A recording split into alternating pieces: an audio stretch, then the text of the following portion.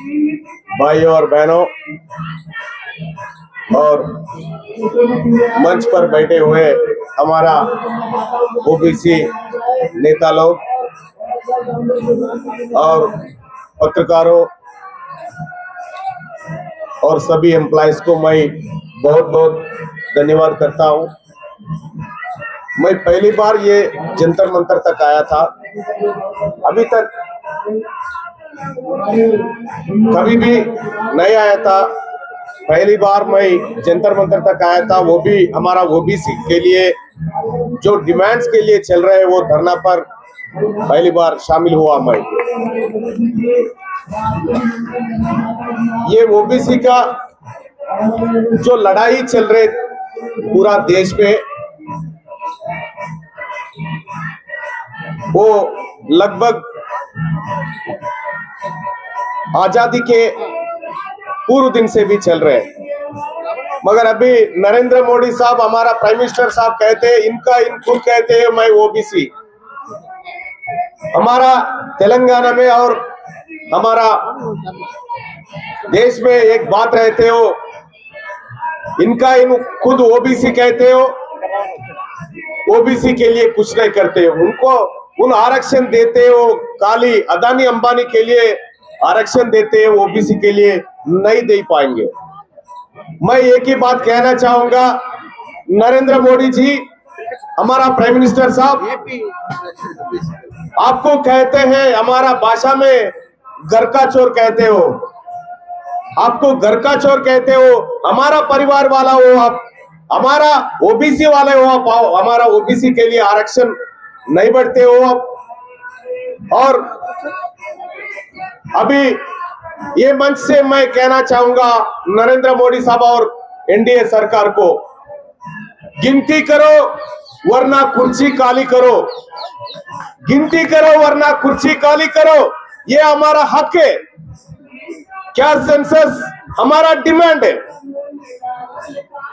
125 करोड़ का देशवासियों से खाली अदानी अंबानी का सेंसस करते हो मोदी, हमको छोड़ के।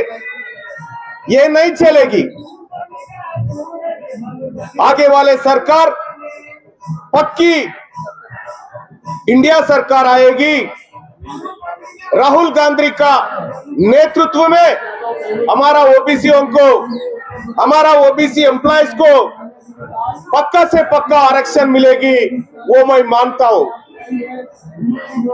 मैं हमारा भाई, बड़े भाई, पूरा ओबीसीओं को, देशवासियों को, बड़े भाई हमारा हनुमंतराव साहब से मैं कहना चाहूंगा, साहब ये अभी जो मुद्दा चल रहा है देश में, इसको और आगे लेके जाने के लिए आपका ऊपर थोड़ा जिम्मेदार है, थोड़ा नहीं बड़े भी जिम्मेदार है। हम तुम्हारा साथ रहेंगे, आप आगे बढ़ो।